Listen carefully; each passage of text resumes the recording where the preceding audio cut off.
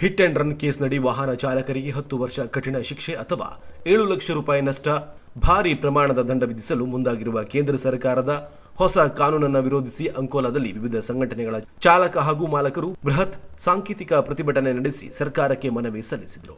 ಸಾರಿಗೆ ವ್ಯವಸ್ಥೆ ದೇಶದ ಜನಜೀವನದ ಬೆನ್ನೆಲುಬಾಗಿ ಕಾರ್ಯನಿರ್ವಹಿಸುತ್ತಿದ್ದು, ಸರಕು ಸಾಗಾಣಿಕೆ ಇರಲಿ, ಪ್ರಯಾಣಿಕರ ಸಾಗಾಣಿಕೆ ಇರಲಿ, ಇಲ್ಲಿ ವಾಹನ ಚಾಲಕರು ಸಂಪರ್ಕ ಕೊಂಡಿಗಳಂತೆ ಕೆಲಸ ಮಾಡಿ ದೇಶದ ಅರ್ಥ ವ್ಯವಸ್ಥೆಯಲ್ಲಿ ಅಪಾರ ಕೊಡುಗೆ ನೀಡುತ್ತಿದ್ದಾರೆ.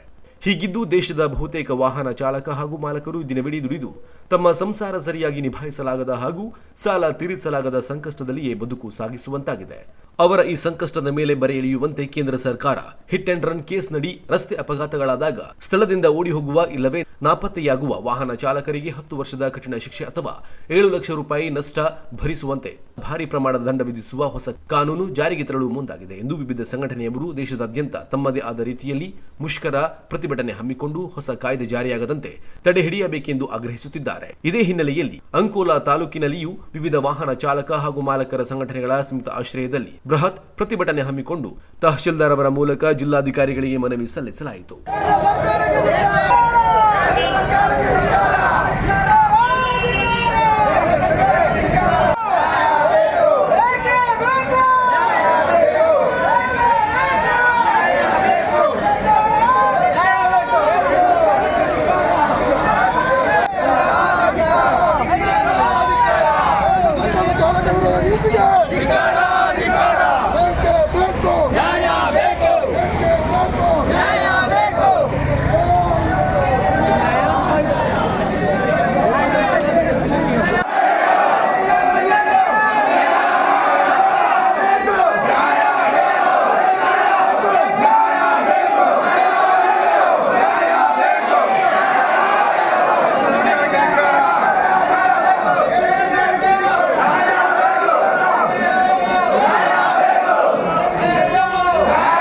ಬುಧವಾರ ಬೆಳಿಗ್ಗೆ ಶಾಂತದುರ್ಗ ದೇವಸ್ಥಾನದ ಎದುರಿನಿಂದ ಹೊರಟ ಪ್ರತಿಭಟನಾ ಮೆರವಣಿಗೆ ಬಂಡಿ ಬಜಾರ್ ಮಾರ್ಗವಾಗಿ ಪಟ್ಟಣದ ಮುಖ್ಯ ರಸ್ತೆಯಲ್ಲಿ ಸಾಗಿ ದುರ್ಗಾದೇವಿ ದೇವಸ್ಥಾನದ ಎದುರಿನಿಂದ ಜೈ ಹಿಂದ್ ಸರ್ಕಲ್ ಮಾರ್ಗವಾಗಿ ಬಸ್ ನಿಲ್ದಾಣದ ಎದುರಿನ ರಿಕ್ಷಾ, ಕಾರು, ಟೆಂಪೋ ಸ್ಟ್ಯಾಂಡ್ ಬಳಿ ತೆರಳಿ ಅಲ್ಲಿಂದ ತಹಶೀಲ್ದಾರ್ ಕಾರ್ಯಾಲಯದತ್ತ ಸಾಗಿತು.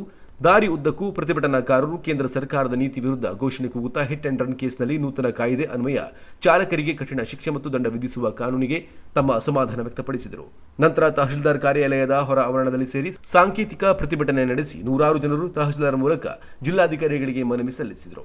ಈ ಸಂದರ್ಭದಲ್ಲಿ ವಿವಿಧ ಸಂಘಟನೆಗಳ ಪರವಾಗಿ ಮಾತನಾಡಿದ ಪ್ರಮುಖ ಹೊನ್ನೇಕೆರೆಯ ಸುನಿಲ್ ನಾಯ್ಕ್, ದೇಶದ ಸಾರಿಗೆ ವ್ಯವಸ್ಥೆಯಲ್ಲಿ ಚಾಲಕ ಮಾಲಕರ ಮಹತ್ವದ ಪಾತ್ರ, ಪ್ರಸ್ತುತ ಪರಿಸ್ಥಿತಿಯಲ್ಲಿ ಅವರ ಕುಟುಂಬ ಎದುರಿಸುತ್ತಿರುವ ಸಂಕಷ್ಟದ ಬಗ್ಗೆ ತಿಳಿಸಿ, ಹಿಟ್ ಅಂಡ್ ರನ್ ಕೇಸ್ನ ಸಂದರ್ಭದಲ್ಲಿ ಕೇಂದ್ರ ಸರ್ಕಾರದ ಹೊಸ ಕಾನೂನು ಜಾರಿ ಮಾಡಿದಲ್ಲಿ ಆಗುವ ಇನ್ನಷ್ಟು ತೊಂದರೆಯ ಬಗ್ಗೆ ತಿಳಿಸಿದರು.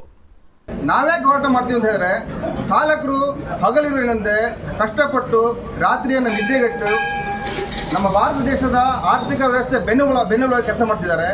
ನಮ್ಮ ಭಾರತ ದೇಶ ನಡೆದಿರುವುದೇ ಈ ಚಾಲಕರಿಂದ.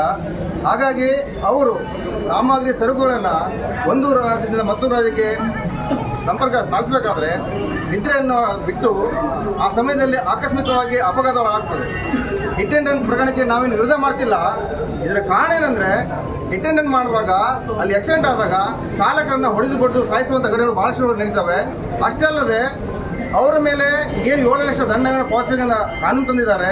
ಬಡ ಚಾಲಕರು ಅವರು ತಮ್ಮ ಜೀವನಕ್ಕೆ ದಿನ ಕೂಲಿಯಾಗಿ ಒಂದು 500-600 ರೂಪಾಯಿ ಸಂಬಳ ದುಡಿತಾರೆ.